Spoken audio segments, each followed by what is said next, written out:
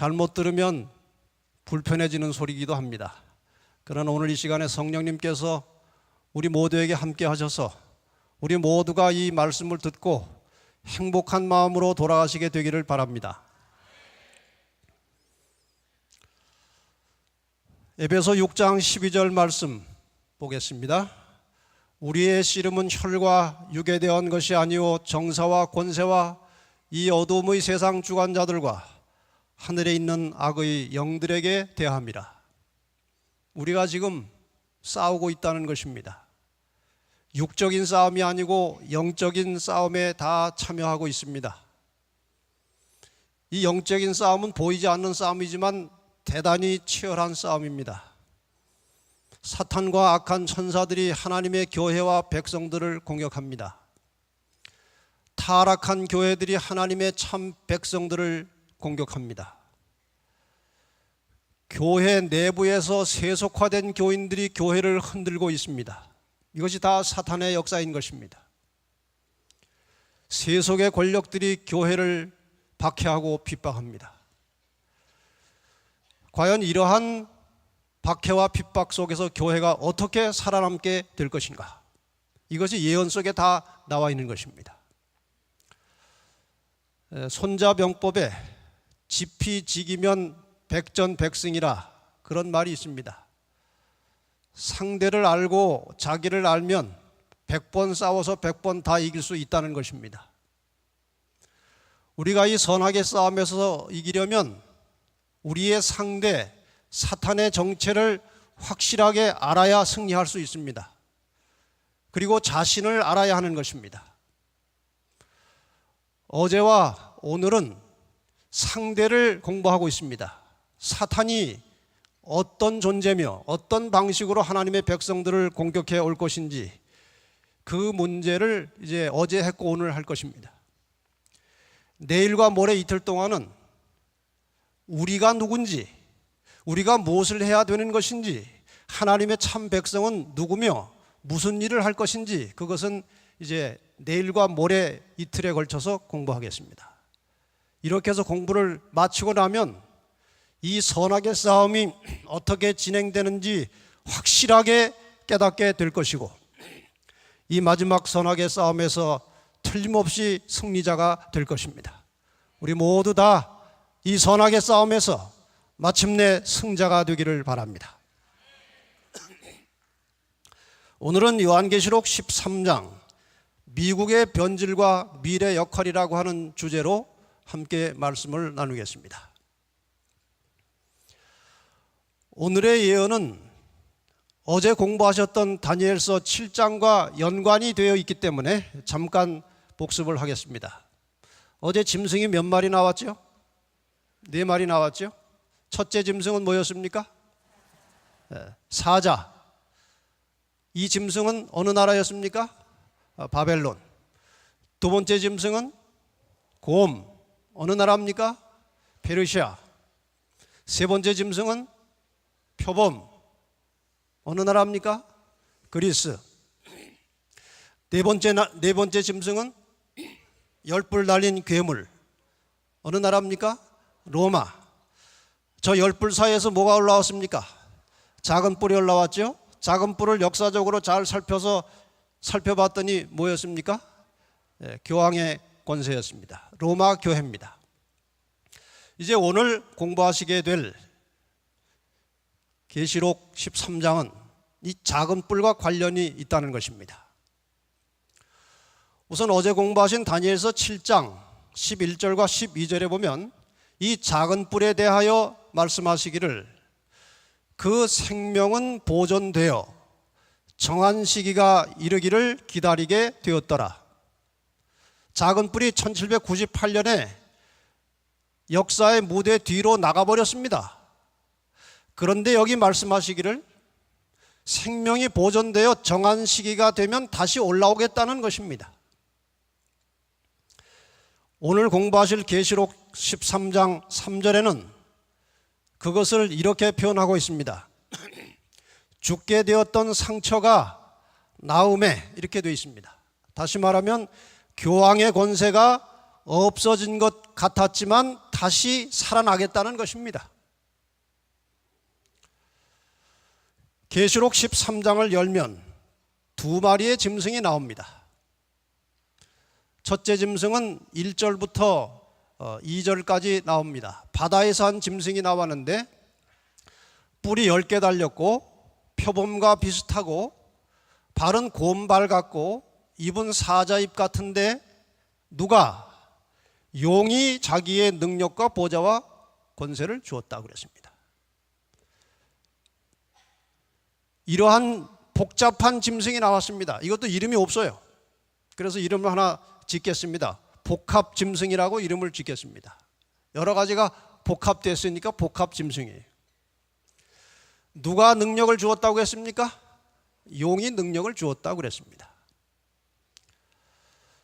11절에 보면은 또 다른 짐승이 하나 올라옵니다.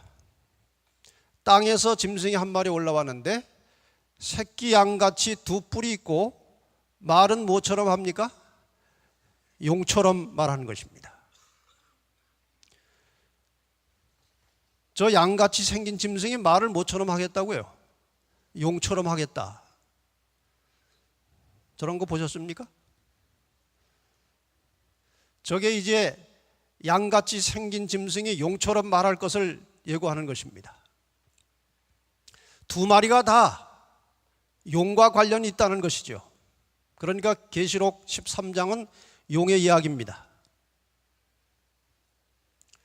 첫째 짐승을 한번 살펴보십시다. 바다에서 한 짐승이 나왔는데 아까 보신 대로 이 짐승이 가만히 살펴보니까 다니엘 7장에 나왔던 네 짐승을 합쳐놓은 것 아닙니까? 그렇죠. 바벨론, 페르시아, 그리스, 로마를 상징하는 네 짐승이 하나로 합쳐져서 저렇게 이상한 복합적인 짐승으로 나타난 것입니다. 그리고 저 짐승을 합쳐놓은 것이 바로 무엇이냐 하면은 작은 뿔 교환권입니다. 다시 말하면은 저 계시록 13장의 첫 번째 짐승은 다니엘 7장에서 활동하다가 없어졌던 교황의 권세가 다시 살아나는 모습을 그려놓고 있는 것입니다. 왜 저렇게 복잡하게 해놓았느냐? 지금 저것은 하나님을 대적하고 하나님의 백성들을 핍박한 나라들을 하나로 모은 종교적, 정치적 세력이 다시 나타난 것입니다. 그래서 로마 교회, 로마 교황권은 먼저 있었던 바벨론의 우상 숭배, 페르시아의 이방 종교, 헬라의 이교 철학, 그리고 로마의 정치 제도를 다 모아가지고 신비한 하나의 새로운 종교가 만들어졌는데 그것이 바로 로마 교회 교황권인 것입니다. 그래서 저렇게 복합적인 짐승으로 나타난 것이죠. 왜 이방 종교와 자꾸 제가 연관을 시키느냐? 이 로마 교회의 내막을 깊숙이 들어가 보면 상당히 많은 부분들이 이교의 사상과 풍습과 연관이 되어 있다는 것입니다. 지금 저기 이 줄이 3개 달린 십자가는 교황 십자가로 부르는 것입니다. 근데 저 교황 십자가가 어디서 나온 것이냐? 바벨론의 농경신인 담무스 신이 들고 있는 것이 저런 나뭇가지입니다. 저것을 본따서 만든 것이 십자가를 저렇게 3개를 겹쳐놓고 만들어 놓은 것입니다. 그 다음에 저 담무스 신의 모자를 한번 잘 보시기 바랍니다. 뭐가 붙었습니까? 머플러 같은 게 하나 붙었죠. 저 모자도 비슷하게 따다가 교황이 쓰는 관에는 똑같이 머플러가 달려 있습니다. 거의 이방의 제도를 가지고 온 것입니다. 여기 보시면 바벨론의 모자상, 어머니와 아이상이 있습니다. 또 인도의 어머니와 아이상도 있습니다. 혹시 생각나시는 것이 있으십니까? 이 가톨릭의 상당히 많은 부분에 그림이 나타나는데 마리아가 예수를 안고 있는 모습이죠. 같은 모양입니다. 이 이교의 신들은 다 여신이 있고 그 신화에 나타나는 이야기를 보면은 그 여신과 남신 사이에 아이를 낳습니다. 그래서 여신들이 아이를 안고 있는 모습이에요. 그것이 이제 저 가톨릭에서 그대로 모방해다가 마리아를 신격화시켜서 똑같은 모양으로 만들어 놓은 것입니다. 그래서 이방 종교의 사상과 풍습에 물들어 있는 이 가톨릭의 본질이 무엇이냐? 다니엘서 7장에 나온 작은 뿔을 어제 우리가 공부했을 때에 하나님을 대적하였고 하나님의 백성들을 핍박했고 하나님의 법을 변경했습니다. 이것이 그대로 다시 계시록 13장으로 넘어와서 복합짐승이 나타나는데 오늘 공부해 보시면 내용은 똑같습니다. 하나님을 대적하고 하나님의 백성을 핍박하고 하나님의 법을 변경한 다음에 인간의 법을 높이 세우는 일을 한다 이것입니다. 이제 오늘 이 공부를 하게 되겠습니다. 다니엘 7장과 계시록 13장의 이 작은 뿔과 복합 짐승을 비교해서 보면 하는 일이 거의 똑같습니다. 7장에서는 그 생명이 보존되겠다고 했고 계시록 13장에서는 죽게 된 상처가 낫겠다고 했습니다. 다니엘 7장에서는 큰 말하는 입을 가졌다고 했고 계시록 13장에서는 참남된 말하는 입을 가졌다고 했습니다. 다니엘 7장에서는 지극히 높은 자를 대적하겠다고 했고 계시록 13장에서는 하나님을 회방한다고 했습니다. 이것은 다 똑같은 말입니다. 하나님을 대적하고 회방하겠다는 것입니다. 네 번째는 성도들과 싸우겠다고 되었고 그 다음에 계시록 13장에서는 성도들과 싸워 이긴다고 되어 있고 다니엘 7장에서는 모양이 동료보다 강하더라고 되어 있고 계시록 13장에서는 누가 이 짐승과 같으냐, 누가 이 짐승한테 과연 도전하겠느냐 그런 것입니다. 다니엘 7장에서는 한때 두때 반때 동안 괴롭힐 것이라고 했고 계시록 13장에서는 똑같은 기간 42달 동안 성도를 괴롭게 하겠다. 똑같은 내용입니다. 그래서 다니엘 7장의 작은 뿔이나 계시록 13장의 복합 짐승이나 모두 로마 교회 교황권을 상징하는 것입니다. 이해가 되셨습니까? 확실하지요? 그럼 계시록 13장에 나타난 교황의 권세가 장차 무슨 일을 할 것인지 한번 이제 공부를 해 보십시다. 먼저 이 복합 짐승의 특징과 역할을 좀 살피겠습니다. 첫째, 죽게 되었던 상처가 나음을 얻었다고 그랬습니다. 그의 머리 하나가 상하여 죽게 된 것 같더니 그 죽게 되었던 상처가 나음에 이 교황의 권세가 1798년에 꺾였다가 어떻게 다시 나음을 얻었느냐. 보시는 대로 1798년에 비오 6세가 프랑스로 잡혀가서 교황의 역사는 끝났습니다. 지금 저기 보시는 지도가 노란 부분이 로마시고 그 로마시 안에 저 빨간 부분이 바티칸 교황청이 있는 곳입니다. 그런데 저 교황청이 이탈리아로 넘어갔다가 다시 되돌려받는 라테란 조약이 1929년에 있었습니다. 바티칸시를 로마 내 안에 있는 주권 국가로 인정해서 다시 교황권에게 돌려주겠다는 것입니다. 그래서 가스파리 추기경과 무솔리니 사이에 조약을 통해서 다시 이 바티칸을 되돌려 받은 것입니다.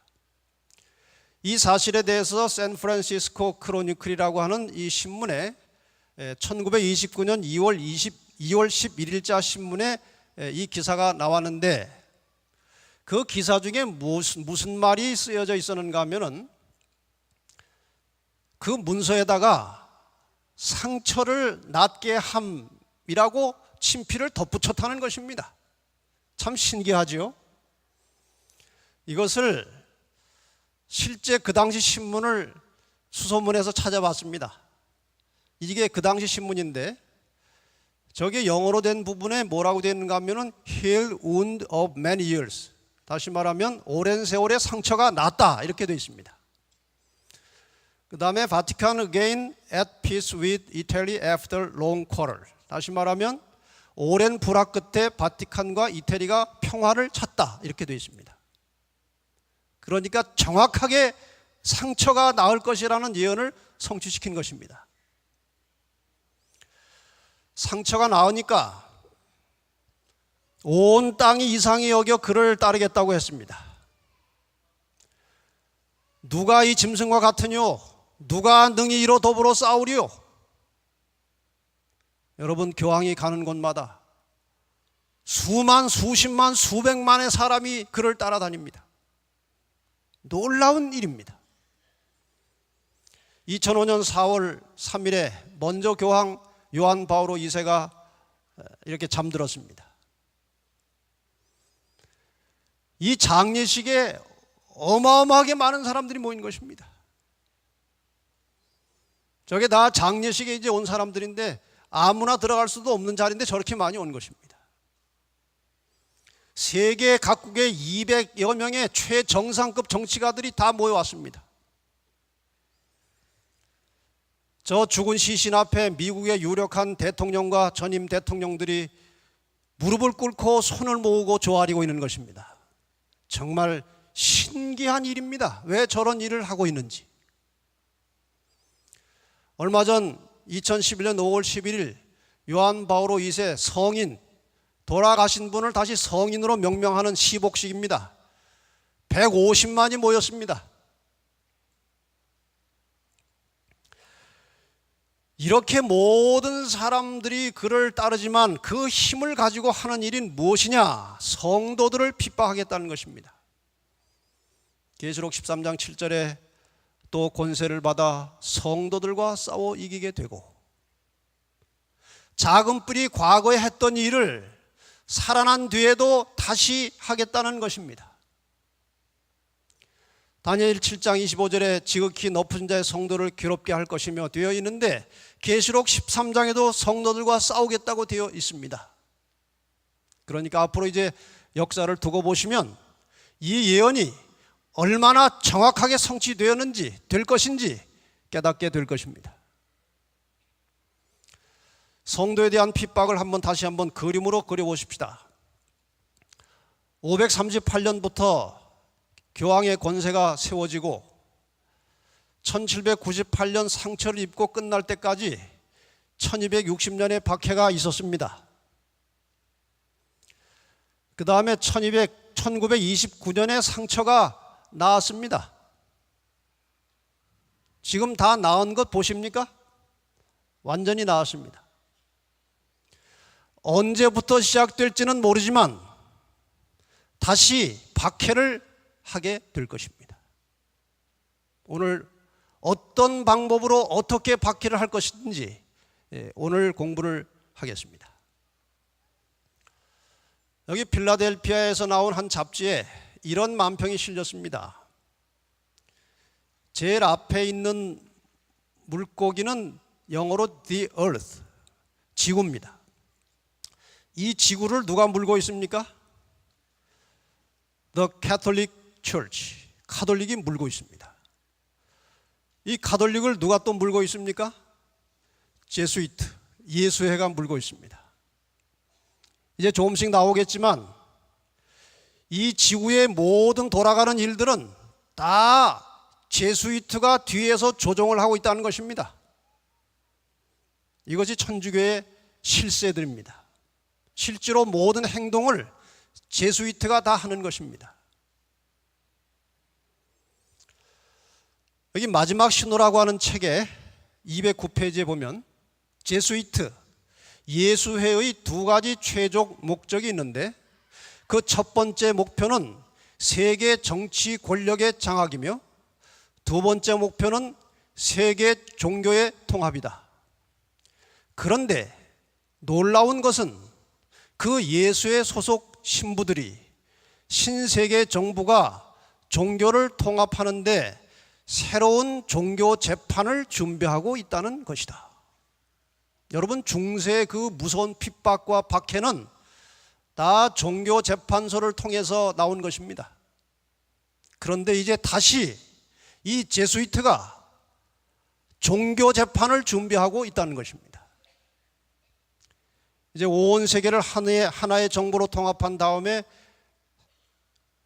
온 세계 하나로 통합해 나가는 과정에 장애가 되는 세력들을 잡아다가 재판을 해서 박해를 하려고 준비하고 있다는 것입니다.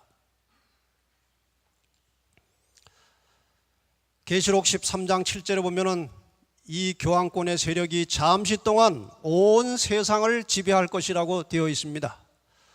또 권세를 받아 성도들과 싸워 이기게 되고 각 족속과 백성과 방언과 나라를 다스리는 권세를 받으니 교회만 다스리는 것이 아니고 모든 정치적 국가까지 다스리겠다는 것입니다. 그 다음에 이어서 8절에 이렇게 나옵니다. 어린 양의 생명책에 창세 이후로 농명되지 못하고 이 땅에 사는 자들은 다 짐승에게, 그 교황의 권세에게 굴복하여 경배하겠다 이것입니다.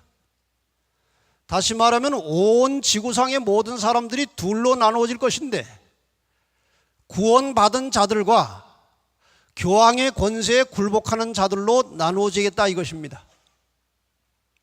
여러분은 둘 중에 하나를 선택할 수밖에 없는 것입니다. 오늘 저녁에 확실하게 그 편이 나올 것입니다. 여러분이 잘 기도하시고 하나님의 뜻을 따라서 지혜롭게 선택하시기를 바랍니다. 이미 가톨릭에서는 어린 시절부터 교황에게 경배하는 것을 가르칩니다. 지금 저것은 아이들이 교황의 사진이나 그 동상에게 기도하고 절하는 것입니다. 어릴 때부터 교육을 받는데 이제 저것이 확대돼 가지고 온 세계 모든 사람이 교황의 권세에 굴복하여 경배하도록 하겠다는 것입니다. 그 계획이 2009년도에 작성된 교황의 교서 진리 안의 사랑이라고 하는 책자에 들어 있습니다. 이 책자 속에 이런 내용이 들어 있습니다. 세계 정부 설립에 대하여 세계의 난제들, 금융위기, 재난, 범죄 등을 해결하기 위하여 세계적인 권위의 정치적 권력 형성이 필요하다. 온 세계를 하나로 뭉쳐서 하나의 질서로 만들어서 다스려야 된다 이것입니다. 세계를. 그 다음에 수장으로서의 교황권에 대해서 이렇게 말하고 있습니다. 세계적 권력을 지도하게 될 영적인 가치들은 아무 종교에서나 나올 수 없다. 가톨릭에서 이 모든 가치를 만들어내고 가톨릭이 지배하겠다는 확고하고 강력한 의지를 그 책을 통해서 발표하고 있습니다. 교황청에서 주관하는 첫 번째 종교연합회의가 1986년 이태리 아사시에서 열렸습니다. 교황을 중심으로 세계 모든 종교들이 자주 모임을 가지면서 통합을 모색하고 있다는 것입니다. 2010년 12월 15일에 한국의 종교 지도자들이 합동으로 교황청을 방문한 장면입니다. 이 모든 종교가 모이는 통합하는 곳의 중심에는 언제나 교황이 앉아 있는 것입니다. 온 세계가 이제 장차 그렇게 될 것입니다. 교황청 종교 간 대화 평의회라는 게 있습니다. 교황청 대사관에서 2011년 5월 24일에 원불교, 이슬람교, 천도교, 유교, 조계종, 대한성공회, 대한기독교교회협의회, 정교회 이런 여러 각기 다른 종파들이 모여가지고 이제 대화를 나누며 하나로 서서히 되어가고 있는 것입니다. 이것이 오늘 우리가 관심이 있던 없던지 간에 종교계의, 정치계의 뒤에서 이루어지고 있는 현상들입니다. 다시 마지막 신호 225페이지에 보면은 그들 예수회는 지금 막강한 권력, 세계적인 조직망, 정밀한 정보, 막대한 금력을 가지고 마치 첩보기관을 방불케 하는 치밀한 전략을 사용하여 프로테스탄트 교회, 개신교회를 장악하고 세계의 종교들을 카톨릭 안에 묶는 일을 줄기차게 진행하고 있다. 여러분 앞으로 잘 관찰해 보시기를 바랍니다. 카톨릭이 먼저 개신교회를 다 통합해서 끌어들일 것입니다. 지금 많은 부분 이미 들어가 있습니다. 그 다음에 모든 종교를 하나로 다 통합할 것입니다. 더 나아가서 국가를 다 하나로 모아서 왕으로 통치하려고 하는 것이 마지막 계획입니다. 다시 말하면 하나님께서 오셔서 세상을 통치하기 전에 인간이 먼저 일어나서 세상을 통치하고자 하는 것이 사탄의 전략입니다. 그런 일이 지금 진행돼 온 것입니다. 결국 이런 일이 벌어질 것입니다. 사로잡는 자는 사로잡힐 것이요 칼에 죽이는 자는 자기도 마땅히 칼에 죽으리니 성도들의 인내와 믿음이 여기 있느니라. 그 세상에 모아진 어마어마한 세력들이 하나님의 백성들을 사로잡고 칼로 죽이는 일을 자행할 것이라 이겁니다. 그런 공격을, 박해를 받을 것입니다. 그런데 결론은 이것입니다. 칼로 죽이는 자는 자기도 마땅히 칼에 죽으리니 사로잡는 자도 사로잡히고 죽이는 자가 죽음을 당할 것이라 이겁니다. 결국 공격을 하던 자가 패망할 것이고 멸망할 것이라 그것입니다. 그래서 성도들에게 무엇이 필요합니까? 인내가 필요한 것입니다. 이 세상의 세력이 하나님의 백성들을 공격해 올 때에 움츠려들지 말고 굴복하지 말고 끝까지 믿음을 가지고 참으라는 것입니다. 그러면 결국 사로잡는 자가 잡힐 것이고 죽이는 자가 죽임을 당할 것이니 잠시만 견디고 참으라는 것입니다. 그래서 성도들에게 인내가 필요하다고 말씀하십니다.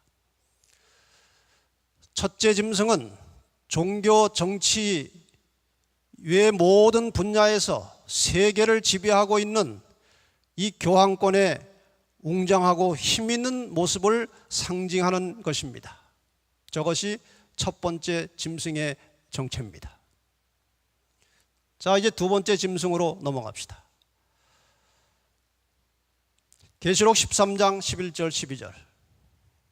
내가 보매 또 다른 짐승이 땅에서 올라오니 새끼양같이 두 뿔이 있고 용처럼 말하더라.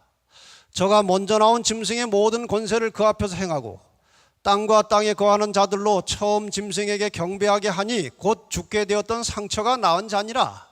이 두 번째 짐승이 주로 하는 일은 먼저 나온 짐승이 하고자 하는 모든 일을 지원하고 도와주고 그 일이 성취되도록 함께 협력하는 역할을 하는 것입니다. 그런데 그 하는 일이 결국은 용처럼 사탄의 정신으로 일을 하게 되겠다 이것입니다. 올라올 때는 양같이 올라오더니 나중에는 사탄의 일을 하겠다 그것입니다. 저 땅에서 올라온 짐승은 양같이 올라와서 변질되어서 장차 하나님의 백성을 공격하게 될 저 짐승은 두말할 것도 없이 미국을 가리키는 것입니다. 이제 과연 미국이 어떤 일을 할지 내용을 한번 보십시다. 그런데 많은 사람들이 그전부터 아주 오래전부터 우리가 이 예언을 해석해 올 때마다 미국이 어떻게 교황과 하나가 되느냐 이것입니다. 미국은 개신교 국가로 출발했고 교황의 핍박을 피해서 도망 나와서 세워진다는데 어떻게 미국이 교황과 하나가 되겠느냐 이것입니다. 그러나 성경은 분명히 그렇게 될 것이라고 예언을 해놓았는데 그 예언이 성취가 된 것입니다. 지금 저기 보시는 타임이라고 하는 잡지는 세계에서 가장 유명한 주간 잡지입니다. 제목은 홀리 얼라이언스, 거룩한 동맹이라고 하는 것입니다. 저것이 1992년 2월 24일자 잡지인데 저 안에 내용은 1982년에 일어난 사건이었습니다.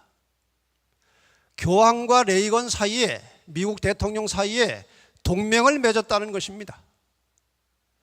과연 무슨 동맹을 맺었느냐? 저 내용을 보면은 둘이 손을 잡고 악수하면서 이제 뭔가 이제 약속을 하는데, 저 두 사람이 만난 뒤로 엄청난 일이 벌어졌습니다.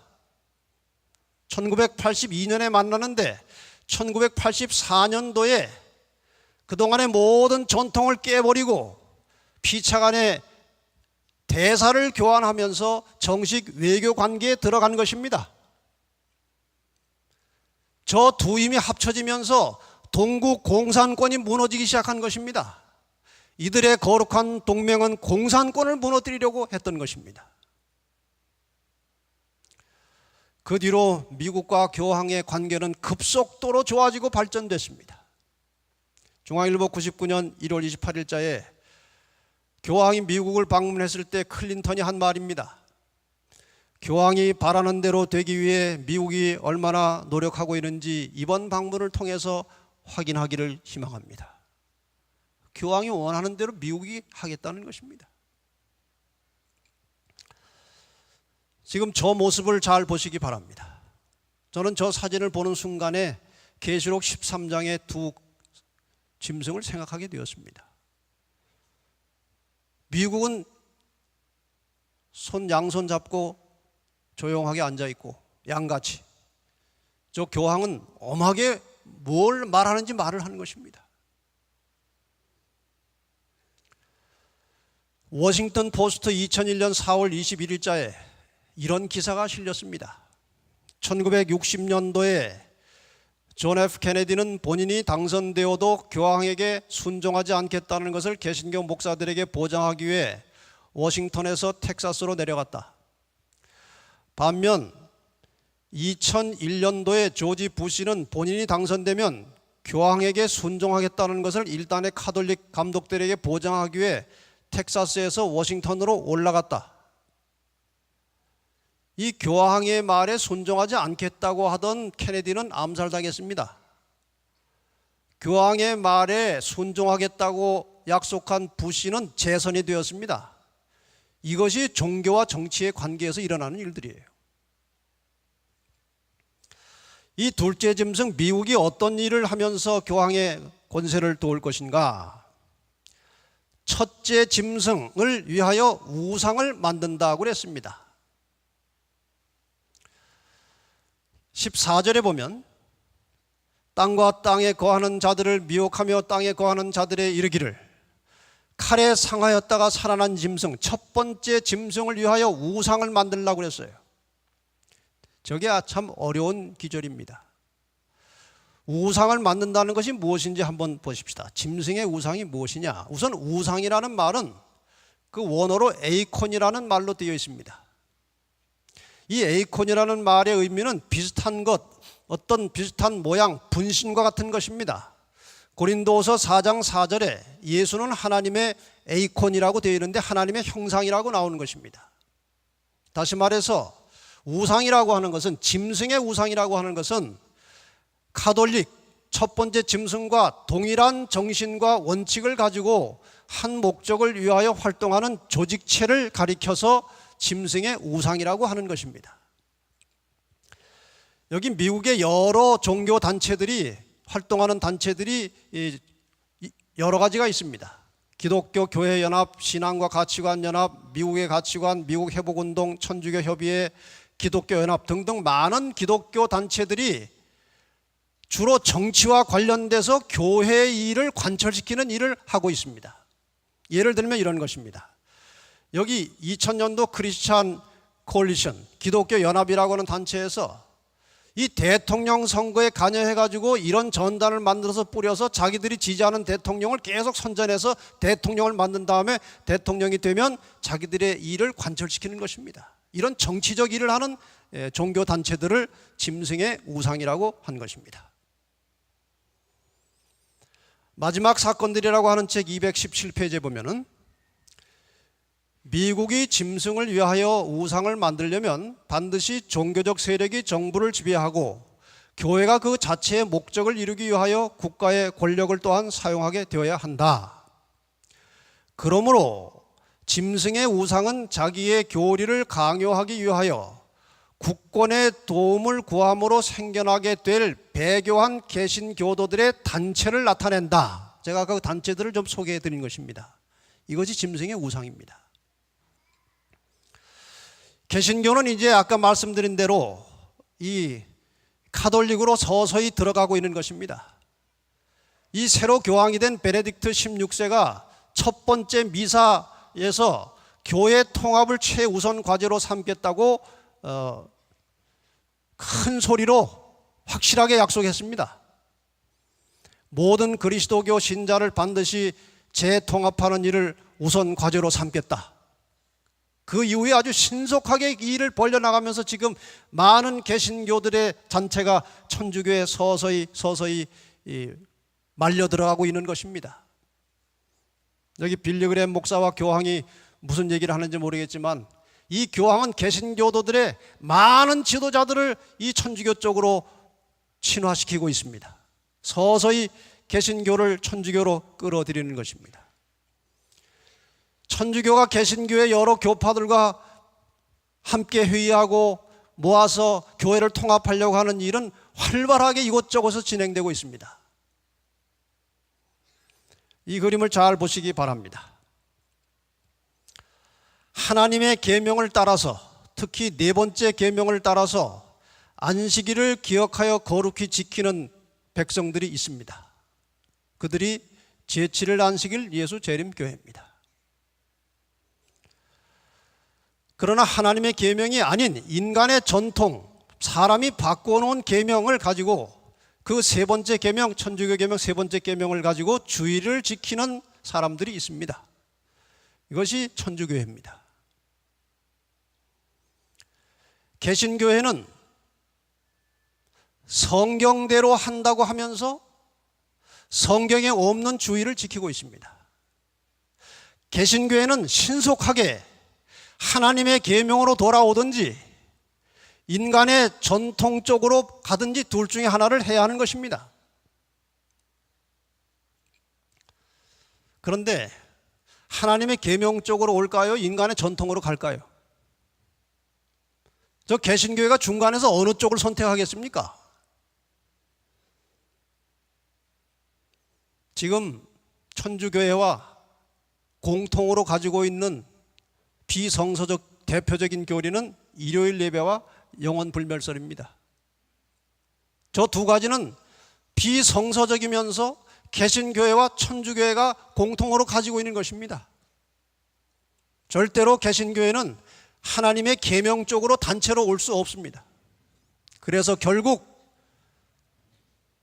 저쪽으로 들어갈 것입니다. 이렇게 될 것입니다. 자, 하나님의 계명을 지키는 신실한 백성들, 하나님의 권위를 인정하고 하나님의 계명을 지키는 백성들이 소수가 있습니다. 주의를 지키는 또 다른 백성들이 다수가 있습니다. 사람의 권위를 따르는 것입니다. 저 사람의 권위, 인간의 전통을 따라서 주의를 지키는 사람들 중에도 정말 하나님의 말씀을 제대로 깨닫기만 하면 말씀에 순종할 사람들이 있을까요? 없을까요? 있습니다. 저 사람들을 하나님께서 구원해 내실 것입니다. 때가 되면 진리를 깨닫고 성령의 이끌림을 받아서 신실한 백성들이 나와서 하나님의 백성으로 합세하게 될 것입니다.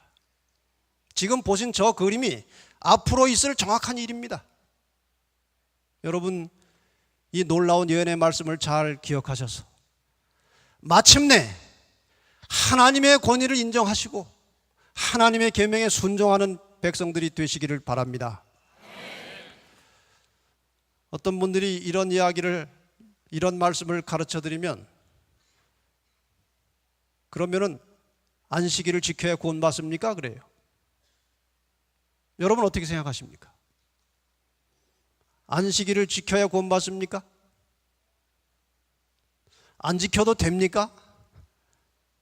이게 아주 복잡한 문제입니다만은 단순하게 말하면 구원은 100% 예수 그리스도를 믿음으로 얻는 것입니다. 그 외에 다른 어떠한 방법으로도 구원은 받을 수 없습니다. 그러나 구원받은 사람은 하나님의 나라의 백성이 되었기 때문에 그 나라의 법을 지키는 것은 당연한 것입니다. 그래서 안식일을 지키는 것은 구원의 조건이 아니고 구원의 결과로서 당연히 그분의 백성들이 순종해야 될 생활이고 실천인 것입니다.